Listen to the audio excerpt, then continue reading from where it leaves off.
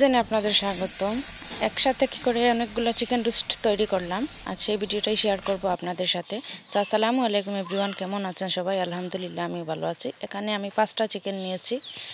সব মাংসের সাথে আমি মশলা মাখিয়ে নিলাম, হলুদ গুঁড়া, মরিচ গুঁড়া, ধনিয়া গুঁড়া এবং হালকা একটু লবণ দিলাম, অল্প একটু তেলও দিয়েছিলাম। এবার সব কিছু একসাথে খুব ভালো করে মেশাবো ভাজার জন্য। এবার একটি বড় সাইজের কড়াই বসিয়ে নিয়েছি চুলায়। এখানে দিয়ে দিলাম অনেকগুলো সয়াবিন তেল। এবার এক এক করে মুরগির মাংসগুলা আমি ভেজে নেব। এখানে আমি মোট 40 পিস রোস্ট তৈরি করেছিলাম।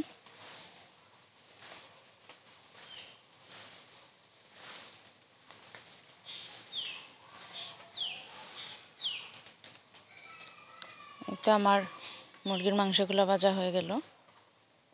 এবার সবগুলা মাংস আমি এক এক করে নামিয়ে নেব। আমি চিকেনের টুকরাগুলো হালকা করে ভেজে নিচ্ছি, কারণ ইফতারিতে অনেক ক্রিস্পি ভালো লাগবে না, ভাজা পোড়া তো অনেক থাকে। ঠিক একইভাবে আমি সবগুলা মুরগির মাংস ভেজে নেব। কতটা সুন্দর হয়েছে।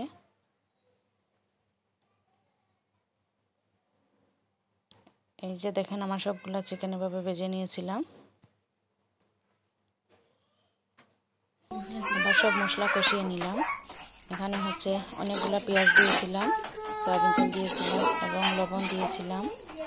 1.5 চা চামচ মরিচ গুঁড়া, হলুদ গুঁড়া, 1.5 চা চামচ রসুন বাটা, আদা বাটা, জিরা, গরম মশলা গুঁড়া, তারপরে দারচিনি, এলাচ, কাঁচামরিচ, টমেটো, চিলি সস, এসব কিছু উপকরণ আমি একসাথে খুব ভালো করে কষিয়ে নিয়েছিলাম।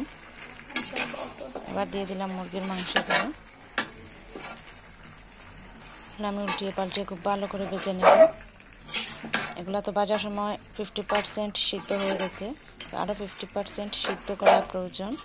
তাই আরও 15 থেকে 20 মিনিট আমি একদম লো হিটে ডেকে রান্না করব। এখানে আমি কোনো পানি অ্যাড করব না। তাই যতটুকু তেল দিয়েছিলাম ঠিক ততটুকু তেলেই এই মাংসগুলো খুব ভালো মতো সিদ্ধ হয়ে যাবে। তো দেখুন কতটা সুন্দর হয়েছে এবং খেতেও দারুণ, মাশাআল্লাহ অনেক ভালো হয়েছিল। এই যে আমার রান্নাটা কমপ্লিট হয়ে গেল। চিকেন রোস্ট আমার অনেক ভালো লাগে, সেটা পোলাওয়ের সাথে হোক বা ভাতের সাথেই হোক, খুব ভালো লাগে সেটা। আমার রান্নাটা কমপ্লিট হয়ে গেছে, তেল উপরে চলে এসেছে। এবার খাওয়ার পালা। তো ইফতারিতে অনেক বিজি থাকতে হয়, অনেক কিছু রান্না করতে। আপনারা সবাই আমার ফুল ভিডিওটি দেখবেন এবং কমেন্টসে জানাবেন আমার রান্নাটা কেমন হয়েছে। সবাই ভালো থাকেন, সুস্থ থাকেন। আল্লাহ হাফিজ।